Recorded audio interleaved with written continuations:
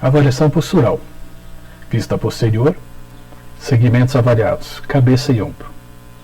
Na avaliação da vista posterior, devemos lembrar inicialmente que nas estruturas mais superiores, como cabeça e pescoço, o fio de plumo divide a cabeça através da protuberância occipital externa, dos lados direito e esquerdo, e em geral a cabeça fica posicionada corretamente sobre os ombros, com os olhos permanecendo na horizontal.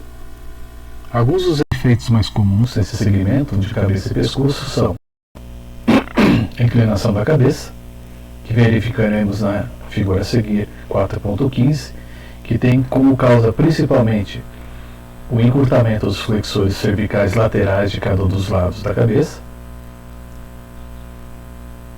e um alongamento excessivo dos flexores cervicais do lado contralateral ao lado da inclinação da cabeça. Então, portanto, se a cabeça está mais inclinada para o lado direito, observaremos aqui uma retração e encurtamento desses flexores, e no lado oposto, lado esquerdo, um alongamento excessivo desses flexores laterais.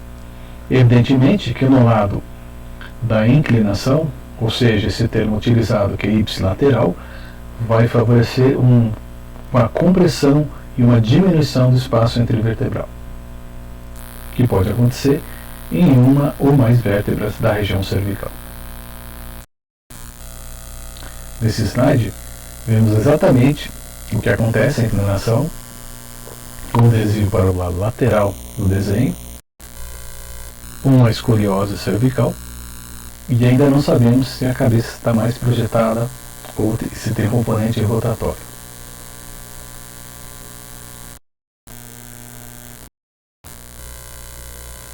Cabe uma observação que vai ser detalhada nos slides posteriormente, onde devemos observar fora a inclinação da cabeça, a rotação da cabeça e o posicionamento desse segmento. Também a relação importantíssima entre a escápula direita e esquerda e os corpos vertebrais, se essa distância permanece a mesma na parte no ângulo superior e nos ângulos inferiores das escápulas.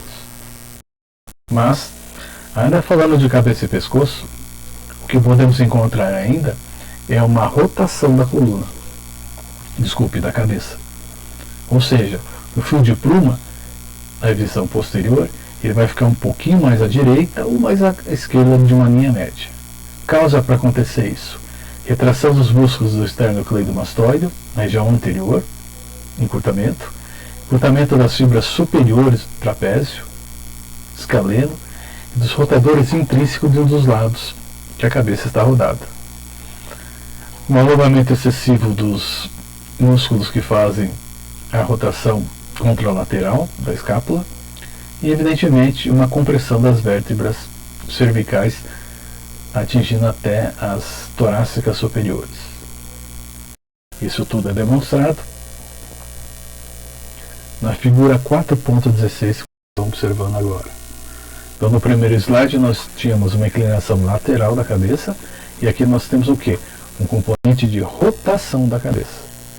Importantíssimo lembrar que escoliose postural verdadeira é onde nós identificamos, além da inclinação, mas principalmente a rotação de vários corpos vertebrais. Certo?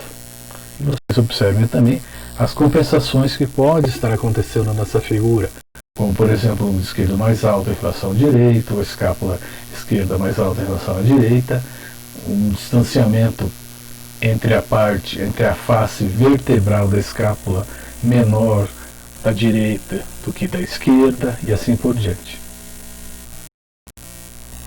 Ainda em ombro escápula, na visão posterior, o fio de pluma vai cair bem no meio do caminho dos ombros, certo? Então podemos encontrar o que?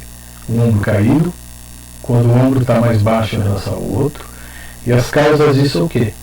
Normalmente o ombro dominante, que é a mão que você tem mais coordenação motora e que você escreve, ela vai ficar numa posição mais baixa, muito em função do lado de propriocepção, do lado dominante que nós encontramos do corpo, de um lado em relação ao esquerdo. Então, normalmente, o destro ele vai ter esse ombro direito um pouquinho mais baixo que o esquerdo, certo? Mas é mais importante o quê? Observar se não existe um componente de inclinação da cabeça lateral e um componente de rotação para o lado esquerdo ou para o lado direito da cabeça. Nesse sentido também, basicamente, os músculos laterais do tronco vão estar encurtados e nós podemos observar o que? Normalmente uma articulação do quadril como um todo, ela mais alta e mais aduzida, mais para frente. Então vai um desequilíbrio e vai acontecer uma compensação em região de ombro e escápula na região lombar. Então é muito importante no exame posterior verificar todos os segmentos vertebrais, cervical, torácico e lombar. Evidentemente, na região escapular acontece o que? O encurtamento maior da região da musculatura dos romboides, que estão na parede escapular, e do grande dorsal. Na figura 4.17, no ombro caído, nós verificamos essas situações que foram colocadas na parte didática, certo? Uma diferenciação do espaço escapular e vertebral, retração, encurtamento da musculatura, certo? E assim por diante. Ombro elevado é quando o ombro, evidentemente, ele fica mais de um lado do que o outro. Causas dessa elevação do ombro: encurtamento da musculatura do trapézio superior e do músculo elevador da escápula em um dos dois lados. Possivelmente, acontece uma hipertrofia do lado dominante. O músculo trapézio inferior e na região anterior do corpo, região da cadeia anterior, região ventral. Normalmente o músculo peitoral menor está mais alongado e mais debilitado, mais fraco. Se acontece isso aí, leva-se com o passar do tempo, não de imediato, mas com o passar do tempo e a adoção dessas posturas, normalmente uma escoliose em vértebras torácicas. Ombro, rotação medial. É quando o epicôndilo medial do ombro é dirigido posteriormente, para trás. Causas disso: normalmente a limitação na rotação lateral e a retração dos músculos que fazem a rotação medial desse ombro. Ombro e escápula. Agora na região das escápulas, que é muito comum acontecer isso, é muito importante observar isso e memorizar essas situações. E a primeira delas é a adução das escápulas, ou as escápulas aduzidas. É quando as escápulas ficam muito próximas da linha média das vértebras do tórax. O que leva a isso? Encurtamento da musculatura romboide e na região anterior, o peitoral maior e menor alongados. Ao contrário, as escápulas abduzidas, ou separadas, ou afastadas, elas, como o nome já está propriamente dizendo, elas estão mais distantes de uma linha média das vértebras torácicas. Nesse caso, com o passar do tempo, acontece o encurtamento da musculatura do serrátil anterior e um alongamento da musculatura romboide do trapézio médio, e é localizado em toda essa faixa escapular. Essas duas situações de escápulas aduzidas e abduzidas, elas são evidenciadas nessa figura 4.18. Nessa primeira figura, à esquerda de vocês, uma adução de escápulas e uma abdução das escápulas. Reparem na relação que existe entre a face medial da escápula e os corpos vertebrais da região torácica, mais distantes e mais próximas.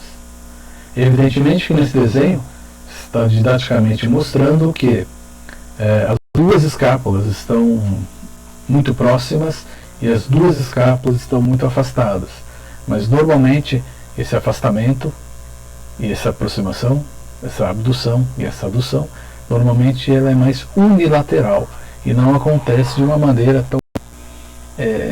tão paralela, tão milimétrica como está aparecendo nesse esquema, nesse desenho. Escápulas aladas. As escápulas aladas são caracterizadas pela borda medial das escápulas separadas das costelas. Normalmente é causada por o quê? Por uma fraqueza do músculo serrátil anterior. Existe uma diferença entre escápula alada e a abduzida. Ambas separadas. Ambas, o espaço entre a face medial da escápula aumenta em relação aos corpos vertebrais, só que o que acontece na escápula alada é que a escápula toda está mais projetada para trás, mas posteriormente. Na escápula abduzida, ela está deslocada para o lado, mas ela não está deslocada posteriormente. Ou seja, a probabilidade de encontrar uma cifose dorsal, uma cifose torácica em uma escápula alada é muito maior do que encontrar uma escápula abduzida.